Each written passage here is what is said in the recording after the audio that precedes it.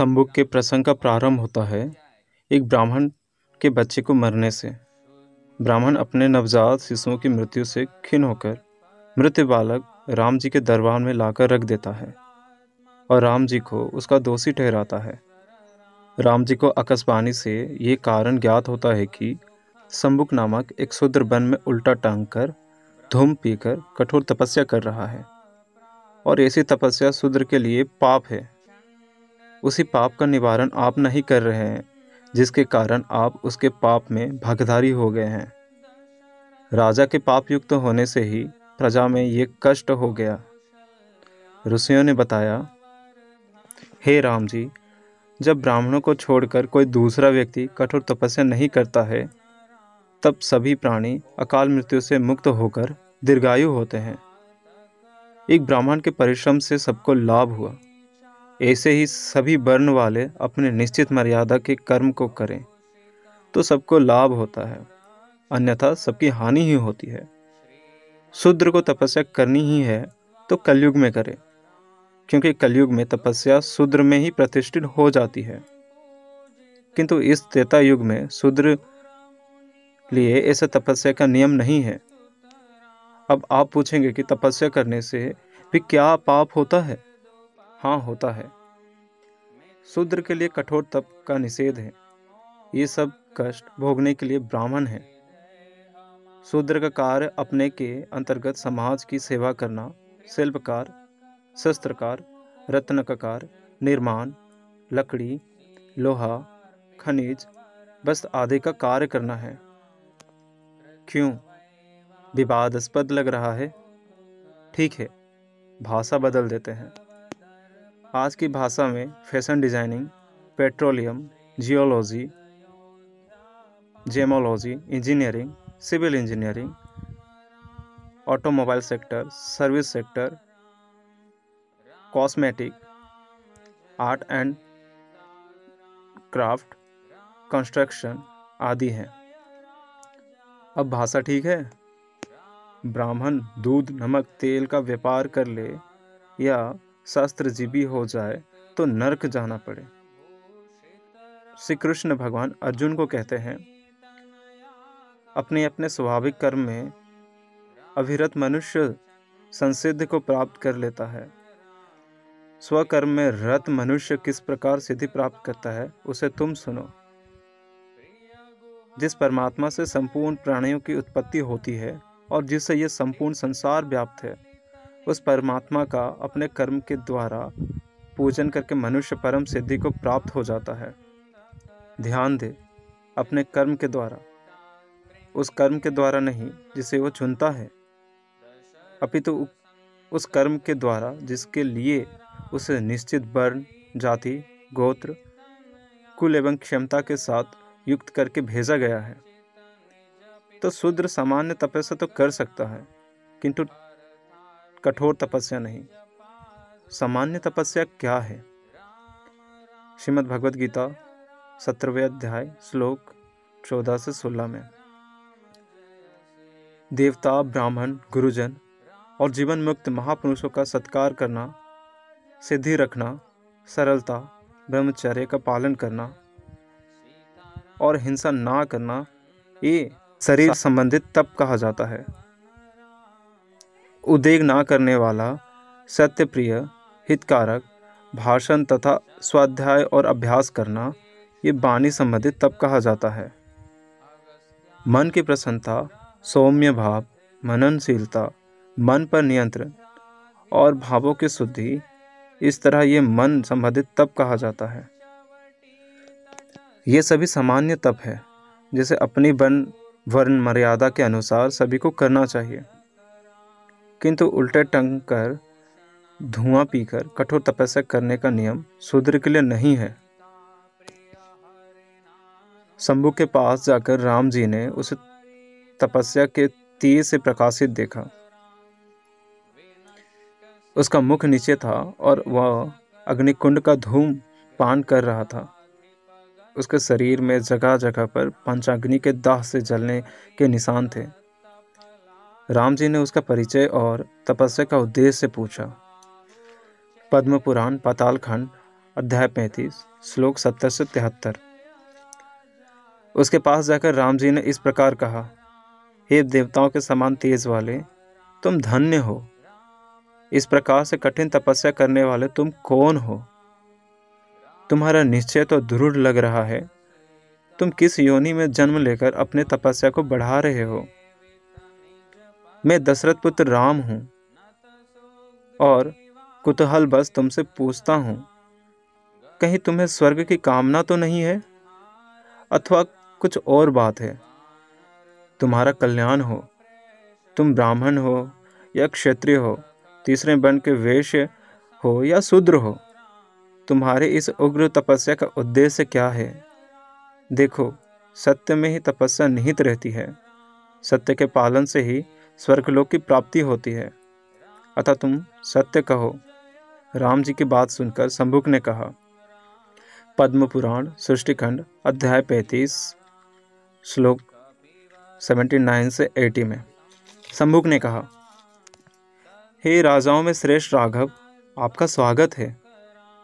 आपसे बहुत दिनों के बाद आपसे भेंट हुई। हे निष्पाप राम, मैं तो आपके पुत्र के समान हूँ और आप मेरे पिता तुल्य हैं।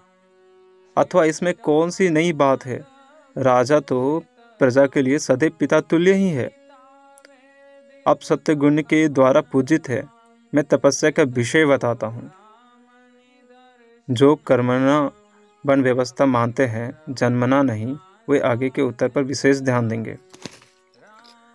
तपस्या करने का कार्य विशेषतः ब्राह्मणों का है। यदि केवल कर्म से वर्ण होता तो राम जी को पूछना पड़ता ही नहीं, ना ही कोई दोष की बात होती। तपस्या करने से शंभुक ब्राह्मण नहीं बन गया, अपितु राम जी के आदर पूर्वक पूछने पर शंभुक ने भी कितना स्पष्ट और विनीत भाव से निम्न उत्तर दिया।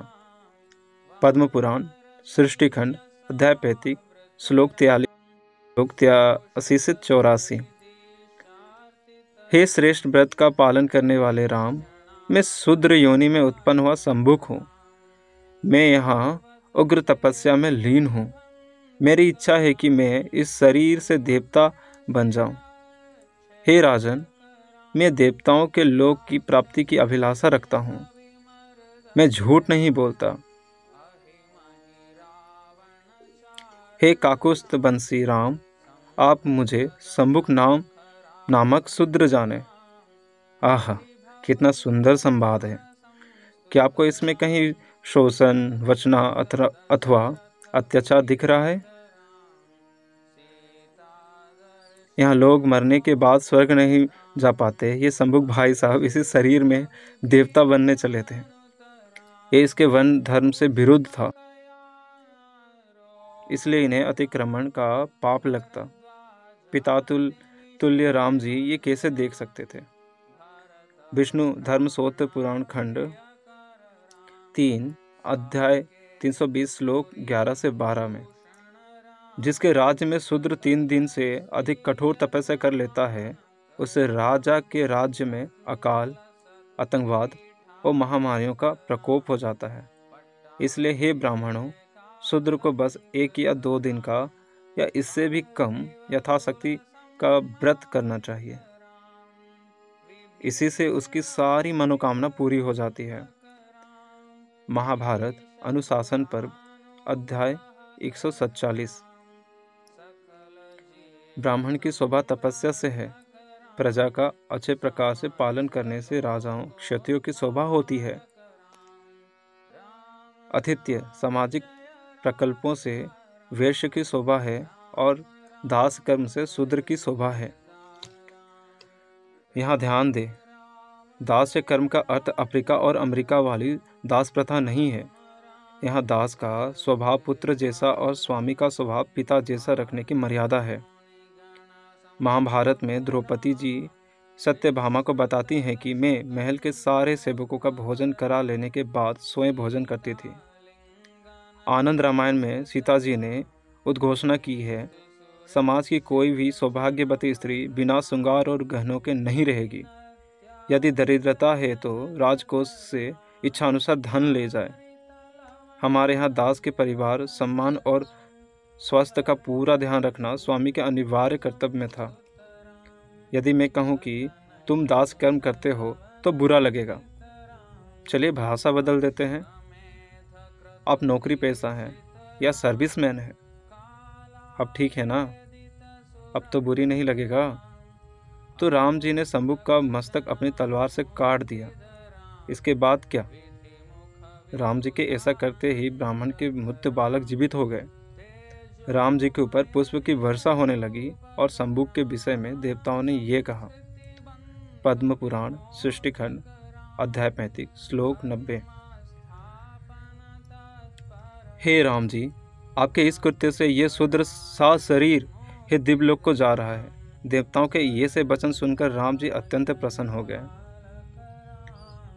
यही तो राम जी की लीला की दिव्यता है। शंभुक को 2 लाभ हुए। एक तो बिना आगे परिश्रम किए स्वर्ग मिल गया जो उसकी इच्छा थी, वो भी उसी शरीर में पुनर्जीवित होकर। दूसरा, शूद्र होकर जो उग्र तपस्या करने का पाप लगता, उसका जो दंड बनता, सो अधिकृत राजा के द्वारा दंडित होकर प्रारब्ध शुद्धि भी हो गई। पिता तुल्य राम पुत्र भाव रखने वाले शंभुक के प्रति इससे श्रेष्ठ उपकार भला और क्या कर सकते थे। तो श्री राम जी ने शंभुक को मार के उसके ऊपर अत्याचार नहीं किया, बल्कि उसके ऊपर उपकार किए। उसको जब मारा गया वो उसके बाद तुरंत ही जीवित हो गया। उसे उसी शरीर में स्वर्ग को प्राप्ति हुआ। तो श्री राम जी ने शंभुक को क्यों मारा, किस लिए मारा, शूद्र को अत्याचार क्यों किया, ये जो क्वेश्चन करने वाले हैं ये शास्त्र को पढ़ते नहीं है, ये मूर्ख है। श्री राम जी के जो भी कार्य होते हैं उसके पीछे एक कारण होता है जो बहुत गुह्य होता है, जिसे हम साधारण मनुष्य समझ नहीं सकते। इसी के लिए हमें गुरु, साधु और शास्त्र के शरण में जाना चाहिए, ताकि हमें ये सारे जो डाउट है वो क्लियर हो सके। मूर्खों जैसे हम आरोप नहीं लगा सकते कि श्री राम जी ने शूद्र के ऊपर अत्याचार क्यों किया, उसको तपस्या करने से क्यों रोका। तो अब आपको आंसर मिल गया है, तो इसे अपने दोस्तों, दुश्मनों सभी तक पहुंचाएं, ताकि लोगों को जानकारी मिल सके। हरे कृष्णा। रामचंद्र भगवान की जय। अयोध्या धाम की जय। श्री श्री सीताराम लक्ष्मण हनुमान की जय।